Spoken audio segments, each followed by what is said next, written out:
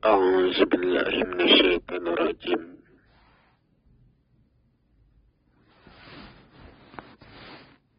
بسم الله الرحمن الرحيم.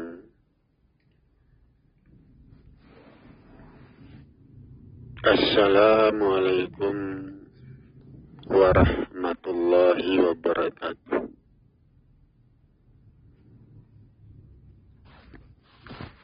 Alhamdulillahi Rabbil Alamin. Wassalatu wassalamu ala asrafil anbiya'i wal mursalin Sayyidana Muhammadin wa ala alihi wa ashabihi rasulillahi ajma'in, amma ba'du.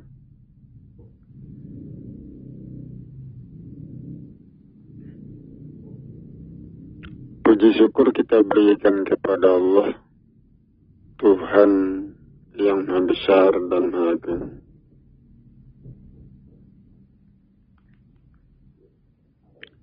Salam hormat kita berikan pula kepada Muhammad Rasulullah Sallallahu Alaihi Wasallam, Rasul terakhir dan penutup para nabi.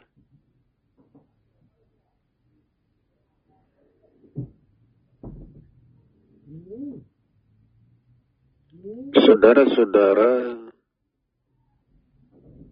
kaum muslimin jamaah yang saya hormati, saudara,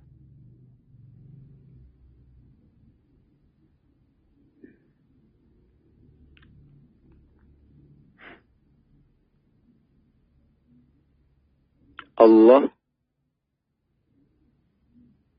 memperjalankan manusia di atas permukaan bumi dengan ilmu atau dengan dirinya.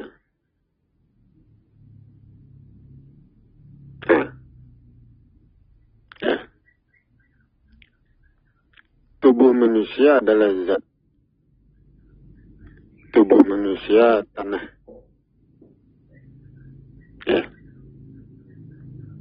Seperti besi. Besi itu ada yang bengkok. Untuk meluruskan yang bengkok itu dibutuhkan ilmu. Dibutuhkan cara, teknik untuk meluruskan yang bengkok. Atau artinya dibutuhkan Allah untuk meluruskan itu. Allah itu adalah sebuah ilmu.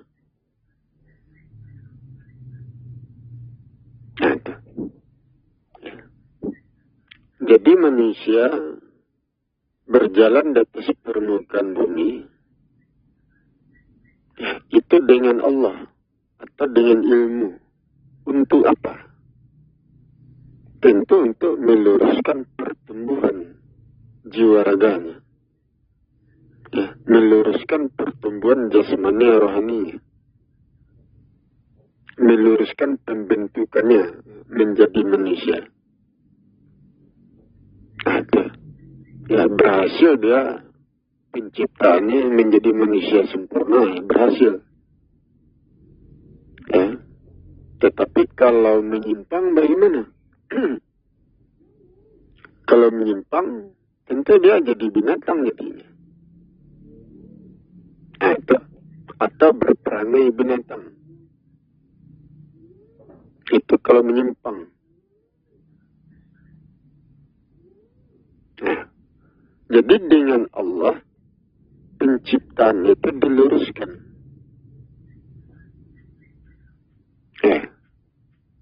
Sehingga penciptaan kita berhasil jadi manusia sempurna.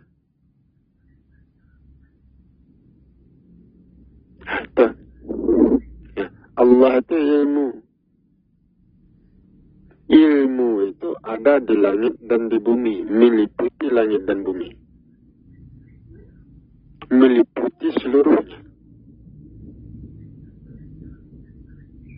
Nah, itu. Ya. Contohnya saja. Ya. Berada kita di daerah panas. Nah, ya, panas itu melemahkan tubuh kita itu.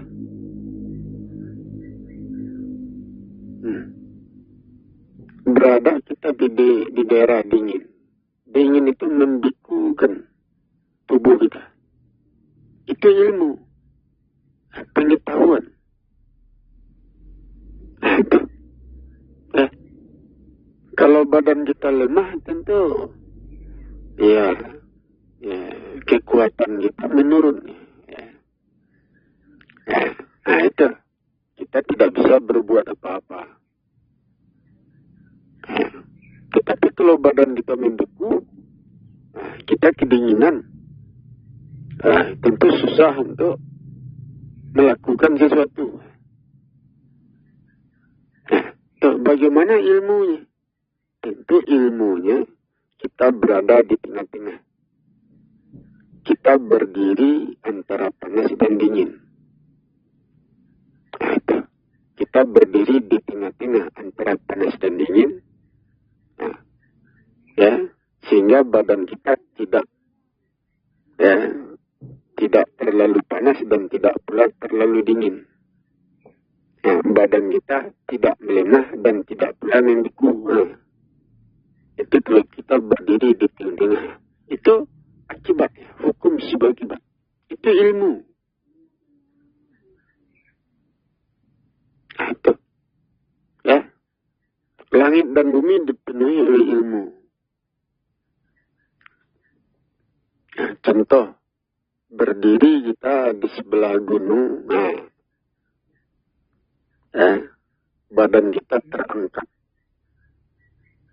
Atau hubungan antara tubuh kita dengan gunung itu mengangkat tubuh kita, menegakkan tulang-tulang kita, menegakkan semangat kita, kekuatan kita.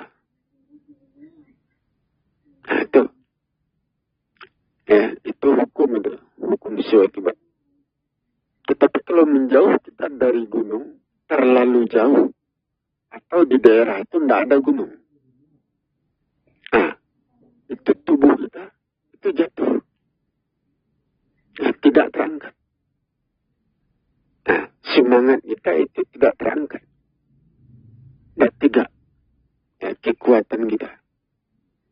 Itu ilmu. Kenapa ada? Kalau kita mempelajari langit dan bumi, ilmu itu di luar.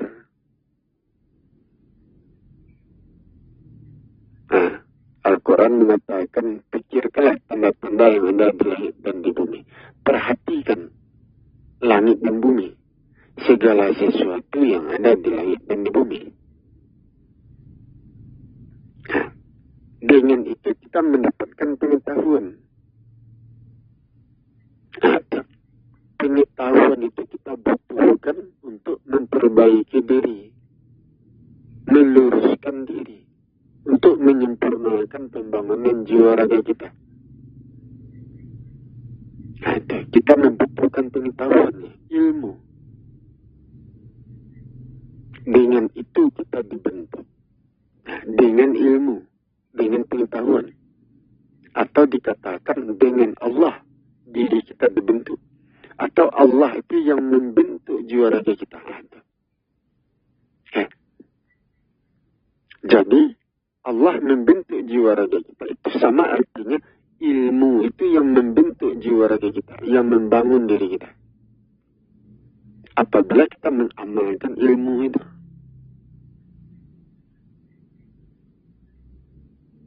Itu. Itu proses. Benar. Hukum sebab akibat. Tetapi kebanyakan manusia tidak mengetahui tidak mengetahui persoalan ini.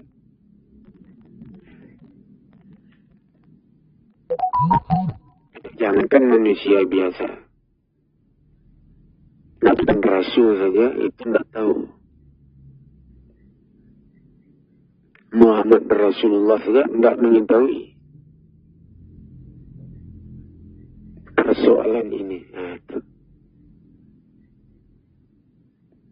Ya, kebanyakan manusia menduga-duga hukum sewajibat, menduga-duga tentang proses, ya, proses yang terjadi pada dirinya, menduga-duga tentang pekerjaan Allah. Nah, kebanyakan manusia menduga-duga, padahal semuanya itu dengan ilmu, dengan perhitungan. Ada dasar hukumnya, ada alasannya. Jadi setiap kejadian, setiap perubahan, setiap pembentukan jiwa raga, ya, itu ada dasar hukumnya, ada ilmu yang membawa manusia, ya, ke dalam perubahan dirinya.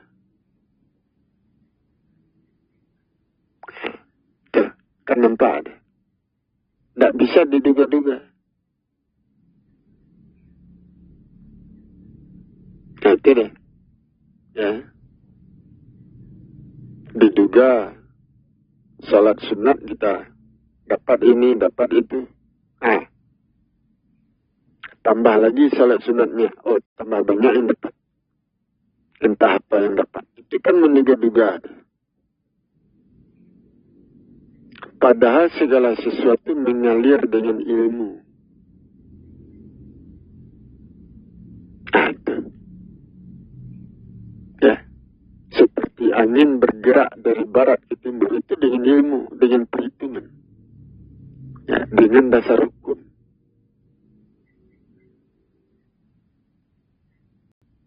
Nah, tidak bisa menduga-duga. Rezeki itu sampai ke tangan kita, itu dengan ilmu. Nah, apa ilmunya? Menanam kita, menanam biji-bijian, tumbuh, berbatang, bercabang, beranting, berdaun, berbunga, kemudian berbuah. Nah, dapat buahnya. Nah, itu ilmu, itu cara untuk mendapatkan rezeki. Ya. Bisa buah itu turun dari langit itu? Tidak bisa. Buah itu munculnya itu pada pohonnya, batangnya. Langit itu bukan pohonnya itu. Ya, buah itu keluarnya kan pada batang pohonnya. Ya. Itu. Ya, di langit itu, di atas langit itu tidak ada pohon. Tidak ada tanaman. Mana ada buah-buahan di situ? Tidak ada buah-buahan di situ.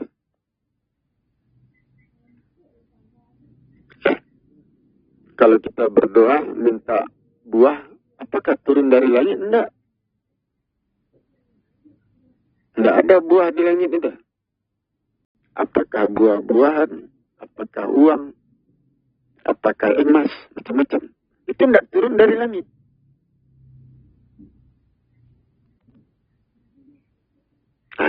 Tetapi langit itu mengatur rezeki manusia. Yang mengatur itu bintang-bintang. Bintang itu bergerak-gerak. Ada bintang yang maju, ada yang mundur, ada yang muncul, ada yang hilang, tenggelam, macam-macam. Ya, bintang itu bergerak. Pergerakan bintang-bintang, ya, itu mempengaruhi pergerakan bumi. Ya, pergerakan bintang-bintang itu menyebabkan bumi bereaksi.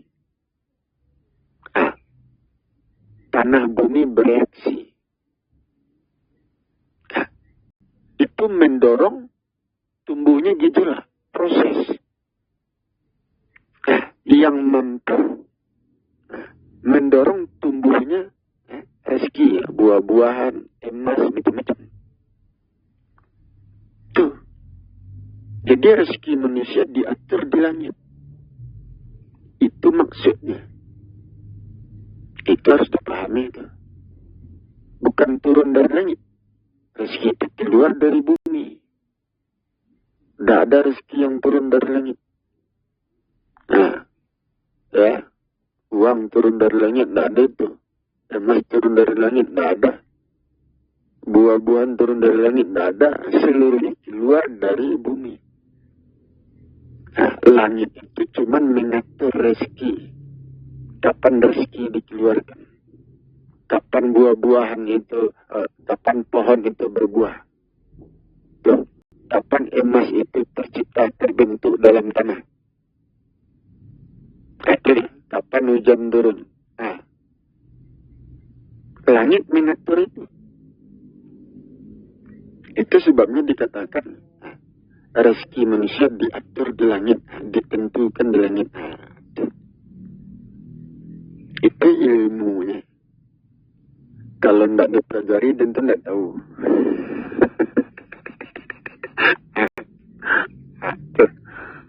Ya, selama ini kita menduga-duga. Kenapa itu? Jadi dengan ilmu, urusan itu diselesaikan. Ilmu itu Allah itu sendiri ya. Allah adalah sebuah ilmu. Pegangan bagi manusia, pegangan bagi makhluk. Allah itu ilmu yang jalan untuk membawa makhluk sampai pada tujuan. Nah, itu. Jadi apabila manusia melakukan perjalanan di atas permukaan bumi, itu dengan Allah. Dengan berpegang kepada Allah, berpegang kepada ilmu. Kalau kita tidak punya ilmu, bagaimana? Jalan kita bisa sesat. Tidak tahu ilmunya. Nah, itu. Ya. Contohnya kita melakukan perjalanan ke timur atau ke barat. Tidak tahu kita ilmunya. Tidak diketahui ya, pengetahuan kita kurang. Ya, ada apa di timur itu? Di daerah timur itu ada apa? Di daerah barat ada apa? Tidak tahu kita pengetahuan itu. Apakah di situ ada perampok? Atau, ya, kalau tidak tahu kita, tentu perjalanan kita masuk ke daerah perampok ya. Ada. Ya. Nah, kita pergi ke daerah barat. Nah, misalkan saja di daerah barat itu ada binatang buas. Nah, kita tidak tahu. Nah, kita berjalan ke sana. Sampai di sana bertemu dengan binatang buas. Ya, langsung dimakan. Nah, atau tidak tahu ilmunya. Jadi, ya, kita ingin mencari emas. Tidak tahu ilmunya. Yang dapat bukan emas. Lain pula yang dapat.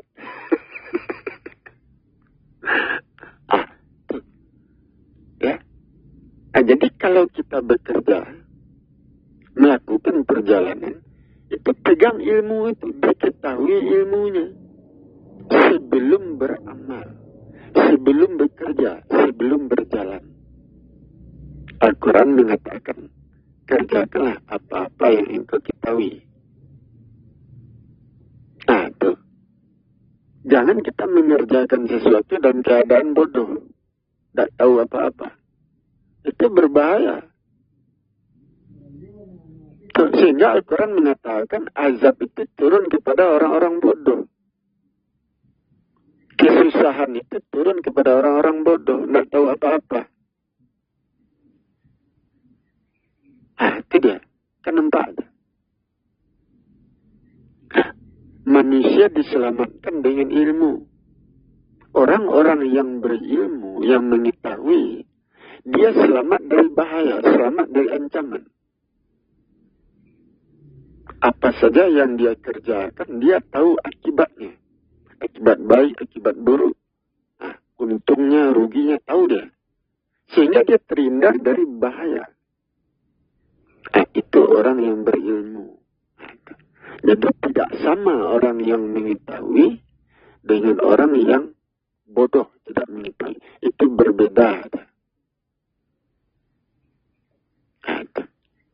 Al-Quran kan sering berbicara seperti itu. Tidak sama. Orang beriman dengan orang yang tidak beriman itu berbeda. Orang yang melakukan perjalanan dengan orang yang diam-diam saja. Itu tidak sama. Orang yang berilmu dengan orang yang tidak berilmu itu berbeda.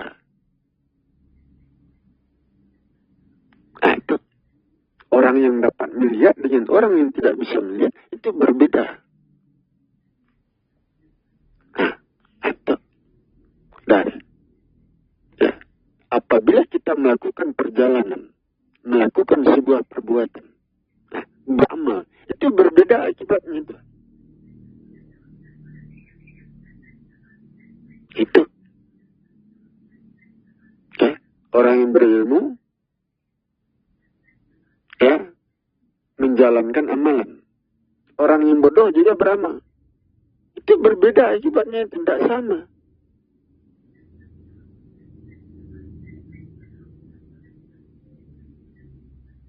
Nah, itu dia. Ya, orang yang berilmu dia bekerja dengan pengetahuannya. Orang yang bodoh dia bekerja dengan kebodohannya. Itu hasilnya berbeda, buahnya berbeda. Akibatnya berbeda. Tidak sama. Jadi ilmu itu penting. Penting untuk mengarahkan perjalanan diri kita. Ilmu itu penting untuk membawa kita sampai kepada keselamatan diri. Ilmu itu penting untuk menghindari kita dari azab. Dari kesulitan, dari kesusahan. Allah adalah sebuah ilmu. Bersandar kepada Allah artinya berpegang kepada ilmu. Semakin luas ilmu kita, semakin tinggi. Allah itu makin dekat kepada kita. Keselamatan itu, ya, itu semakin dekat dengan diri kita. Nah, semakin tinggi ilmu kita, pengetahuan kita, semakin selamat diri kita. Itu. Tidak. Itu yang harus dipahami. Sementara untuk mencapai ya, untuk mendapatkan ilmu itu tidak mudah. Ya, ilmu itu banyak. Nah, kita tahunya apa? Kita tahunya ilmu untuk salat. Bagaimana cara salat? Ilmu itu yang kita tahu nih. Ilmu-ilmu yang lain kita tidak mengetahui. Itu. Benar. Ilmu itu berfungsi untuk mengarahkan pertumbuhan manusia. Sehingga manusia berhasil menjadi manusia yang sempurna.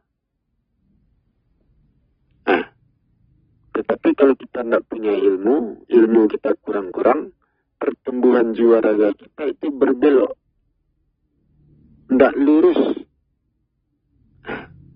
Akibatnya penciptaan diri kita menjadi manusia sempurna itu gagal. Itu akibatnya. Jadi beramal itu dengan ilmu. Untuk apa ilmu? Untuk mengarahkan proses pertumbuhan, proses pembentukan. Itu untuk mengarahkan itu. Tetapi kebanyakan kita beramal tanpa ilmu. Nah, kadang-kadang ilmu kita kurang. Ada orang yang beramal dengan ilmu, tapi ilmunya itu pun tidak banyak. Nah, sedikit pula. Jadi tidak penuh. Dia beramal dengan ilmu, tapi ilmunya sedikit. Tentu amalannya tidak sampai pada tujuan.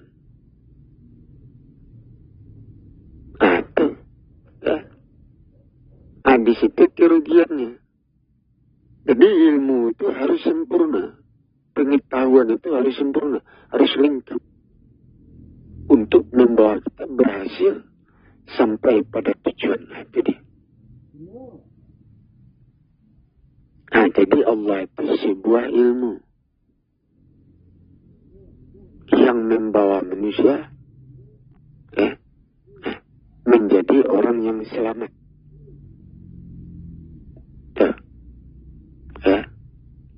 Yang mengarahkan perjalanan manusia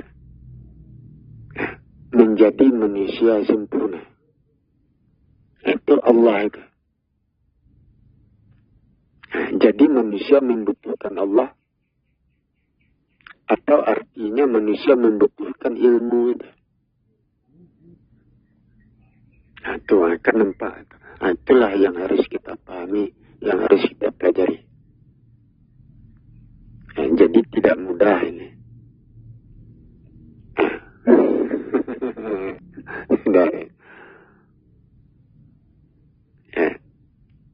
Untuk mendapatkan pelajaran ini saja, ini kan sulit ini.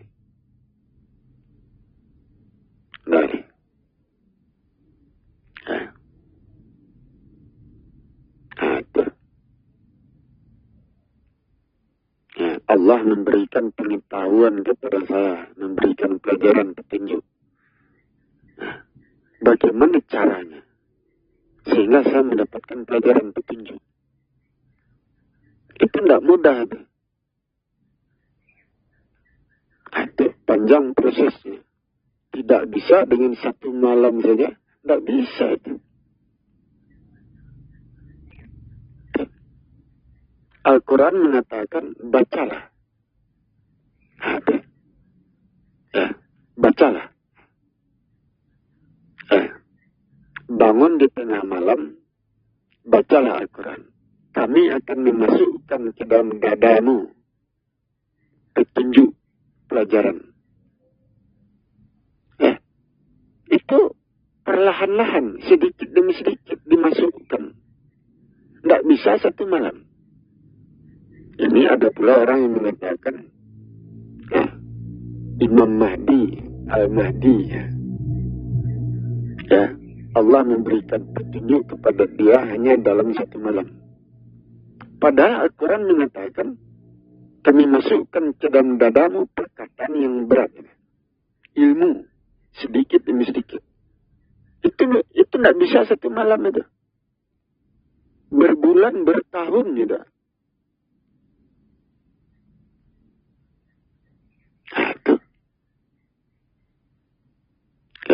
Kita menduga-duga Allah memberikan petunjuk pelajaran kepada Al-Mahdi, Imam Mahdi hanya dalam satu malam saja itu. Itu tidak bisa. Semuanya ada proses yang panjang prosesnya. Jadi itu salah.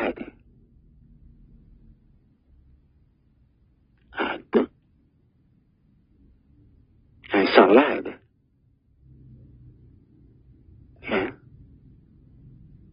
Jadi saya mendapatkan pelajaran ini melalui proses yang panjang. Bukan satu malam, enggak.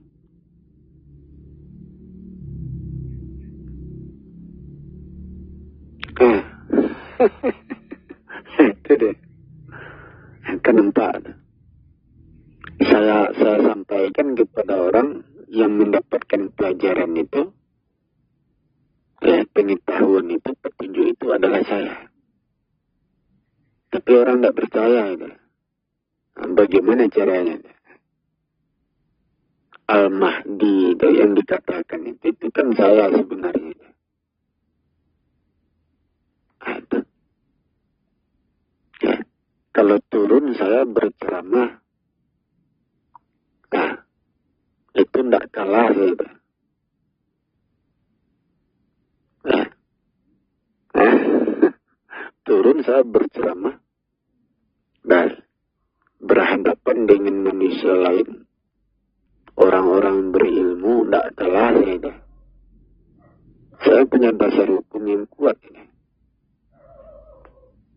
Nah, jangankan orang biasa, Muhammad Rasulullah saja berhadapan-hadapan dengan saya. Siapa yang menang, siapa yang kalah? Nah, itu. Nah, kan nampak. Ya. Nah, berhadapan-hadapan saya dengan Muhammad Rasulullah. Berdebat. Nah, itu. Mengeluarkan pengetahuan masing-masing.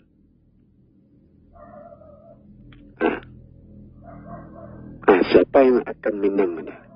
Tentu orang yang menang adalah orang yang memiliki dasar hukum yang kuat.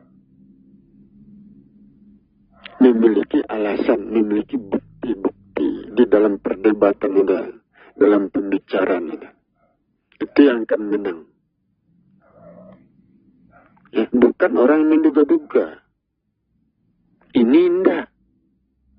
Kita beribadah itu dicampurkan dengan dugaan. Itu salah itu. Beramal itu dengan ilmu, bertakwa dengan ilmu. Nah, amalan kita campurkan dengan dugaan. Nah, itu dikerjakan ini, diduga dapat itu. Amalkan ini diduga dapat ini, dapat itu. Nah, itu tidak murni. Beramal dengan ilmu, bertakwa dengan ilmu. Jangan dicampurkan dengan dugaan. Nah, kita menjadi orang bertakwa. Dan kita orang bertakwa. Tapi kita masih mempergunakan dugaan di dalam bertakwa. Itu bukan orang bertakwa. Orang yang bertakwa itu murni mempergunakan ilmu. Beramal itu dengan ilmu. Tidak dicampurkan dengan menduga-duga.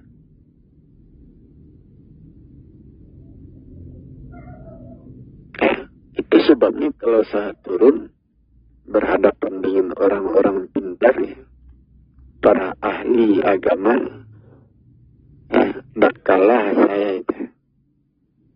Tidak akan kalah saya itu. Itu. Ya. Itu. Kebanyakan umat Islam, dasar hukum yang dia pakai itu lemah. Perkataan Rasul yang dia jadikan dasar hukum. Perkataan itu bukan dasar hukum. Hadis itu bukan dasar hukum. Hadis itu menjelaskan, menerangkan. Itu dasar hukum yang sebenar-benarnya itu ada pada langit dan bumi. Ada dalam setiap proses. Ada pada zat, ada pada benda, ada pada tubuh. Ada pada gerak dan perbuatan. Dasar hukum yang sebenarnya ada di situ. Hadis itu bukan dasar hukum.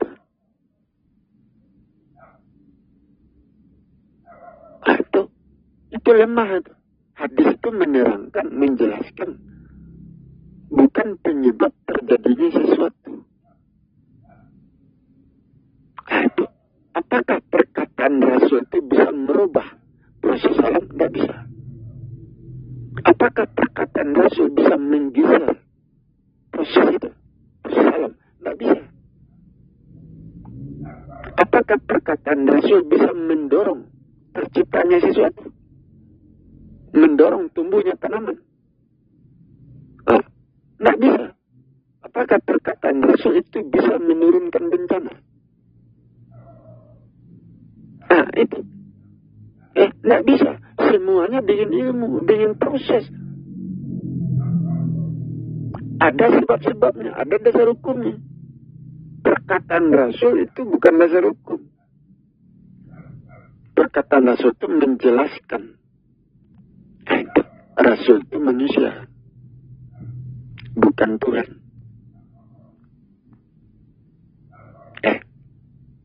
Bukan Tuhan.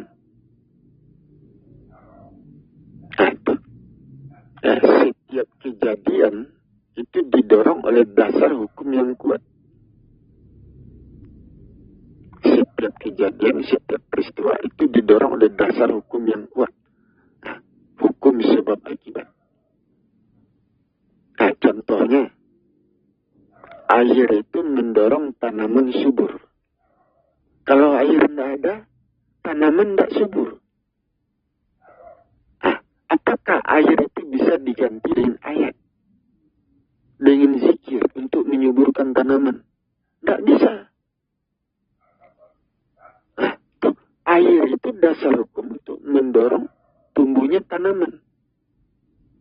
Air itu tidak bisa diganti dengan perkataan Rasul, hadis Rasul, untuk menumbuhkan tanaman, menyuburkan. Tidak bisa. Jadi ini ilmu pasti. Saya berbicara ilmu. Itu dia. Saya berbicara kan tidak pernah mengeluarkan hadis.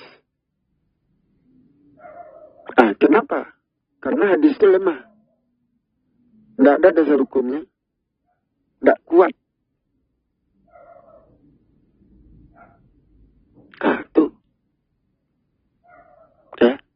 Kalau saya pakai hadis itu di dalam berbicara, dalam berceramah, itu pembicaraan saya bisa rusak. Tidak terarah. Tuh. Saya berbicara dengan ilmu, dengan perhitungan. Sedangkan di dalam hadis itu tidak ada perhitungan.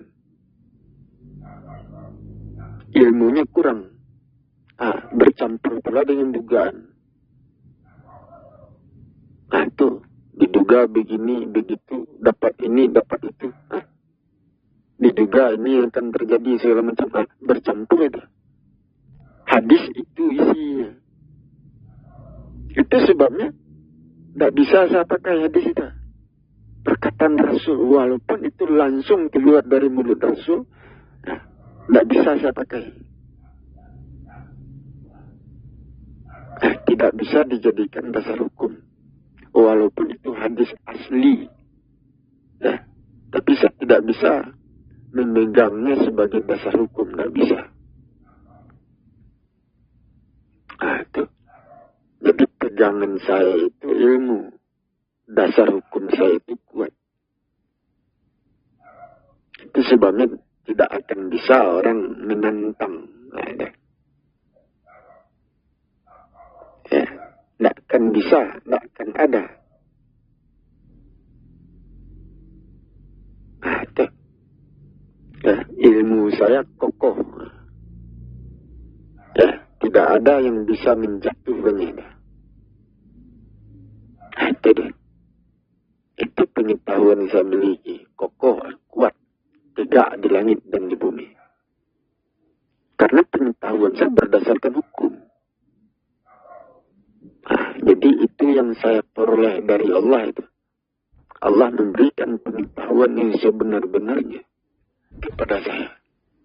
Tidak bercampur dengan dugaan. Itu. Kenapa itu? Itu saya yang dapat. Ilmu yang sebenar-benarnya itu turun pada saya. Al-Quran yang sebenarnya itu ada pada diri saya. Saya satu-satunya. Nabi dan Rasul tidak dapat itu. Itu. Jadi tidak main-main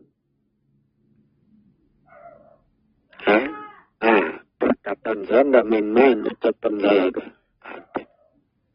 Jadi segala sesuatunya itu dikembalikan kepada Allah, artinya dikembalikan kepada ilmunya, dikembalikan kepada dasar hukumnya. Artinya, bukan dikembalikan kepada dugaan. Ya. Nah, jadi setiap pembicaraan saya itu tidak keluar hadis Rasul, perkataan Rasul, tidak akan keluar. Ya. Karena perkataan Rasul itu dasar hukumnya lemah. Ada. Ya. Dasar hukumnya lemah. Ada. Ya. Nah, kenapa? Sementara saya berbicara dengan dasar hukum yang kuat. Ilmu yang kuat. Ada. Kenapa ada? Jadi saya mendapatkan itu petunjuk pelajaran itu. Al-Mahdi. Itu saya. Tapi orang mungkin tidak percaya. Orang masih menunggu keturunan Rasul, orang Arab.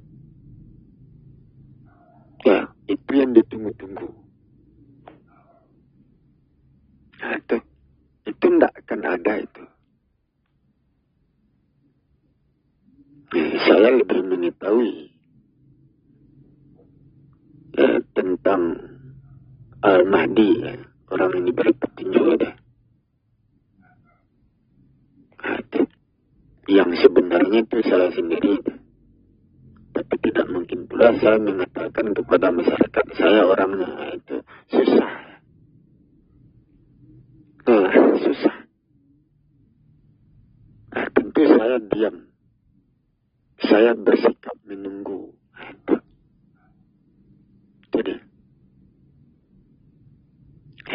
saya berbicara seperti ini, saya rekam supaya mereka memperhatikan, supaya mereka mempelajari.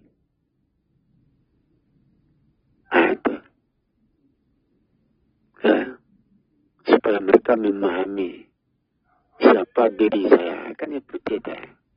Jadi itulah yang harus kita perhatikan, kita pahami, kita pikirkan. Saya akhiri, wabillahi taufiq wal hidayah.